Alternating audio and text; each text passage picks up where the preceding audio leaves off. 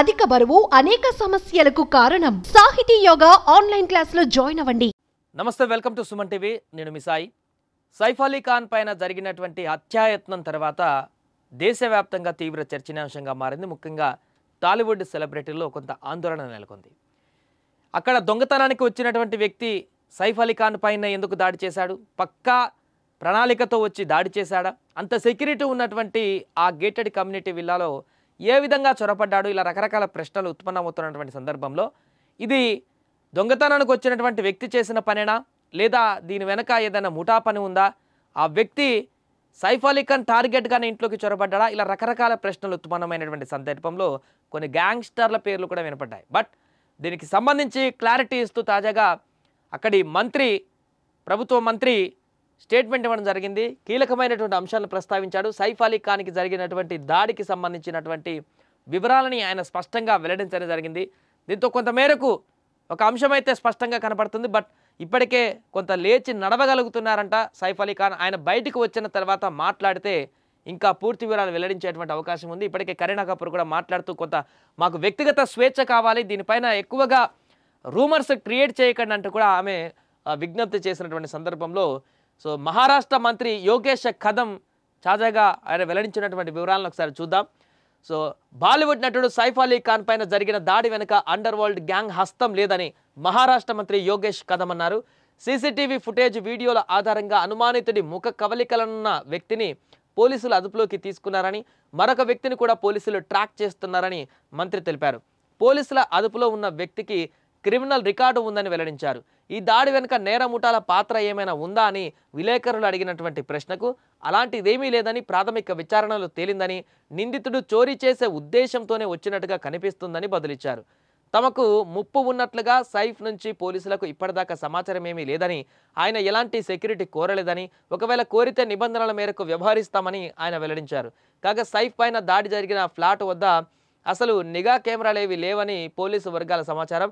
Apartment భవనంలో అమర్చిన CC కెమెరాల ఫుటేజ్ ద్వారానే అనుమానాతుల్ని గుర్తించామంటూ కూడా ఆయన మంత్రి వెల్లడించినటువంటి సందర్భం అయితే స్పష్టంగా కనపడింది.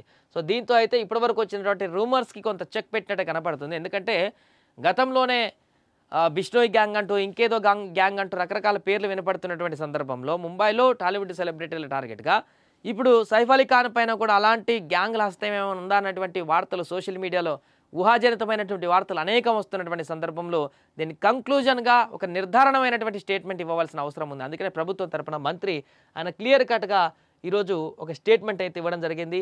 ఈ దాడి వెనుక ఎలాంటి అండర్ వరల్డ్ డాన్ల హస్తం కానీ గ్యాంగ్ల హస్తం కానీ లేదు.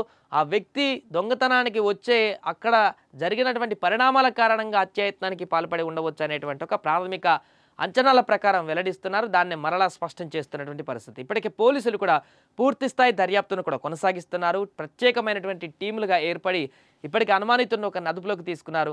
అదేవిధంగా ఇంకా వేట కొనసాగిస్తున్నారు. సీసీ కెమెరా ఫుటేజ్లన్నింటినీ కూడా ఏ రోడ్డు మీదకి వెళ్ళినటువంటి తర్వాత అతను ఎక్కడి నుంచి ఎక్కడికి వెళ్ళాడు, ఏ రకంగా బట్టలు మార్చుకొని వెళ్ళాడంటే అక్కడికి, తర్వాత ఆ రకంగా ఇంకా ఎక్కడికి వెళ్ళాడని కూడా ట్రేస్ చేస్తూ అతని వెనక ఇంకెవరెవరు ఉన్నారు, ఒకడైనా దొంగతనానికి వచ్చింది, ఇంట్లోకి ఏ విధంగా చొరబడాలి, వీళ్ళన్నింటినీ కూడా పూర్తిగా ఎంక్వైరీ చేసేటువంటి పరిస్థితి అయితే ప్రస్తుతం కొనసాగుతుంది. ఏదేమైనా కూడా తాజాగా మంత్రి ఇచ్చినటువంటి స్టేట్మెంట్ ద్వారా అయితే కొంత భయాందోళనకు గురయ్యేటువంటి అంశం ఏం లేదు. దీని వెనక ఎవరో గ్యాంగ్లో ముఠాలో లేవనేటువంటి విషయం కొంత స్పష్టమైనట్టు కనపడుతుంది. ఈ దాడి జరిగినప్పటి నుంచి బాలీవుడ్ సెలబ్రిటీల్లో కూడా కొంత ఆందోళన నెలకొంది. గతంలో సల్మాన్ ఖాన్ పైన కానీ షారుఖ్ ఖాన్ పైన కానీ కొంత హెచ్చరికలు జారీ చేసినటువంటి సందర్భాలు కొద్ది రోజుల క్రితం చూసాం. ఇలాంటి సందర్భంలోనే సైఫ్ అలీ ఖాన్ పైన ఈ రకమైన హత్యాయత్నం జరగడం అనేది అందరిని ఒక దిగ్భ్రాంతికి గురి చేసింది, కొంత భయాందోళనకు కూడా గురి చేసింది. ఈ సందర్భంలోనే అటు ప్రభుత్వం కానీ పోలీస్ శాఖ కానీ ఒక భరోసా, ఒక ధైర్యాన్ని ఇచ్చేటువంటి ప్రయత్నం చేసేటువంటి భాగంగానే ఈ యొక్క స్టేట్మెంట్ మనకు కనపడుతుంది. ఆ నిందితుడిని పట్టుకొని ఇక పూర్తి వివరాలు వెల్లడిస్తే తప్ప ఈ యొక్క దాడికి సంబంధించినటువంటి ఒక కంక్లూజన్ అయితే పూర్తి స్థాయిలో వచ్చేటువంటి అవకాశం అయితే కనిపించట్లేదు. అలాగే హాస్పిటల్లో ఉన్నటువంటి సైఫ్ అలీ ఖాన్ కూడా కొంత క్యూర్ అవుతున్నారు, రోజు రోజుకి బెటర్ అవుతున్నాడు, కొంత లేచి నడిచి వెళ్ళేటువంటి ప్రయత్నం చేస్తున్నట్టుగా కనపడుతుంది. ఆయన కూడా ఏమన్నా దీనికి సంబంధించినటువంటి వివరాలు వెల్లడిస్తే పులి స్టాప్ పడేటువంటి అవకాశం అయితే కనిపిస్తుంది. సుమన్ టీవీలో మీ పర్సనల్ అండ్ బిజినెస్ ప్రమోషన్స్ కోసం కింది నెంబర్కి కాంటాక్ట్ చేయండి.